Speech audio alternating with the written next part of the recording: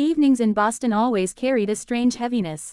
Cold winds shook the branches of the trees, rain tapped endlessly against the glass window, and the sky above was ruled by thick clouds. That evening, too, the rain showed no signs of stopping. Streetlights below reflected their blurred glow into puddles, painting the road with trembling colors. Inside a small apartment, a single room had become the most precious place for two people. Its white walls had once echoed with laughter, but tonight, silence had taken over. On one side of the couch sat Ryan, tall, with a faint beard and eyes that carried the weight of unspoken sorrows. On the other side sat Amy, sensitive, fragile, her hair slightly messy from the dampness of the rainy weather. Only a few steps separated them physically, but in their hearts, a vast ocean had already opened up, an ocean neither of them knew how to cross. The first meeting. The rain that night reminded Ryan of the very first time he saw Amy. It was during their college days. He was sitting in the university library, lost in a thick book, when a girl quietly sat across from him. Amy had an armful of art sheets, her eyes fixed on her sketchbook. At first glance, Ryan thought, she belongs to a different world than mine. He was practical, grounded in logic. She, on the other hand, carried dreams in her eyes. Yet, strangely, that very difference drew them closer. Their first words were sparked by a simple accident. Amy's pencil rolled off the table and landed by Ryan's feet. He bent down, picked it up, and with a slight smile said, "Seems like your pencil found my book more interesting than your sketches." Amy laughed, and that laugh carved itself into Ryan's memory forever. Stories of the room. That same laugh, those little conversations, and all the dreams they built together lived in this very room. Sometimes they cooked side by side in the tiny kitchen, sometimes they stayed up late watching Netflix until Amy fell asleep mid-movie. Ryan would quietly pull a blanket over her, not wanting to disturb her peace. One corner of the room was Ryan's, lined with books stacked neatly on a shelf. The other belonged to Amy, paints, brushes, and unfinished canvases spread in artistic chaos. The room itself felt like a mirror, reflecting who they were, book and canvas, logic and imagination, realist and dreamer. The weight of tonight. But tonight, none of that remained. No laughter, no chatter, no dreams, just a silence so heavy it made their hearts ache. Amy turned toward the window, watching the rain fall harder. Softly, she said, "Do you remember? It was rain like this that brought us close. That day we waited together after class because the storm wouldn't stop." Ryan nodded, saying nothing. The memory played in his mind, walking under the same umbrella, both of them laughing as they tried to avoid puddles, and that moment when he had held her hand for the very first time. Depth of love. The fragrance of those moments still lingered in the room. Amy's gaze shifted to a painting on the wall, a piece she had made years ago. It showed a boy and a girl under an umbrella, the girl with her eyes closed, face lifted toward the sky as raindrops fell. She thought to herself, was that girl me? Was the boy truly Ryan? Ryan's eyes followed hers to the painting. Deep inside, he whispered, "Yes, it was us. But now, it feels like it belonged to another life altogether." The first crack in the wall. Breaking the silence, Ryan finally spoke, his voice low and uncertain. "Amy, I signed the job papers today. I'll have to leave next week." Amy shut her eyes for a moment. She had known this was coming, but hearing it aloud still broke something inside her. "So that's it, this is how it ends?" She asked softly. "No, not the end. But things will change." Ryan's reply carried the weight of helplessness. It wasn't the first time they'd had this conversation.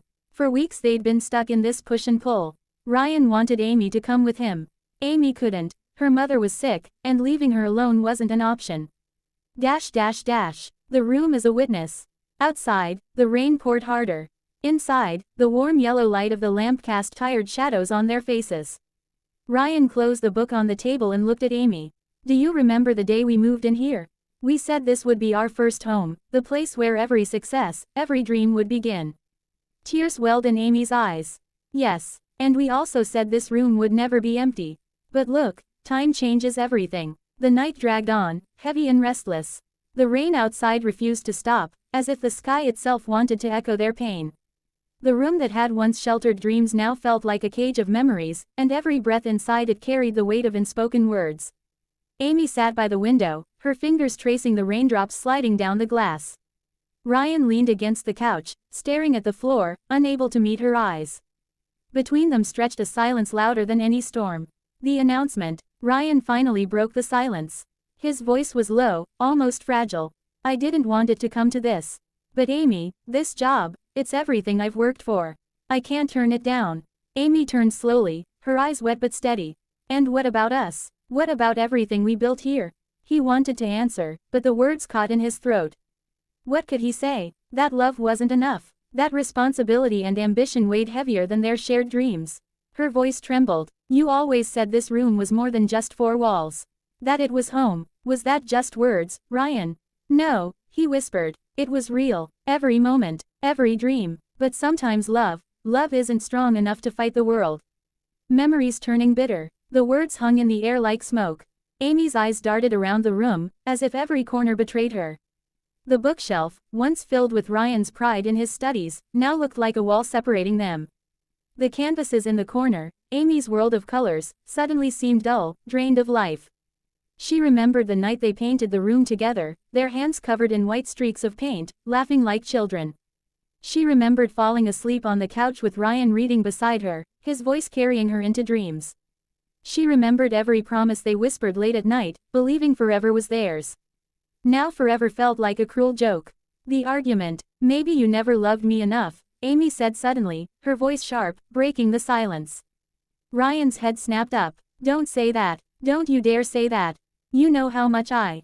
Then why are you leaving? She cut in, her tears finally spilling. If love was real, you'd stay. His voice rose, louder than he intended. And if love was real, you'd come with me. The room trembled with their anger. For a moment, both of them froze, realizing how their love had twisted into something unrecognizable. Amy pressed her palms to her face, sobbing.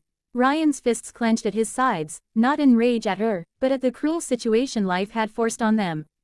The collapse into silence. Minutes passed. The storm outside softened, but inside, their storm grew heavier. Neither spoke. They sat in the same room but felt galaxies apart. Finally, Amy lowered her hands. Her voice was faint, broken. I can't leave my mom. She needs me. You know that. Ryan swallowed hard, his chest tight. And I can't throw away this chance. I've waited my whole life for it. There it was, the truth that had always been waiting. Their love was strong, but their lives demanded sacrifices neither could make. The final hours. The clock ticked past midnight. Ryan sat back down on the couch. Amy curled up by the window, her head resting against the cold glass. Every so often, their eyes met, but neither spoke. They didn't need to. The silence said it all. At one point, Ryan walked over and gently draped a blanket around Amy. She didn't look up, but he saw her shoulders tremble. He wanted to hold her, to promise it would all be okay, but he couldn't lie.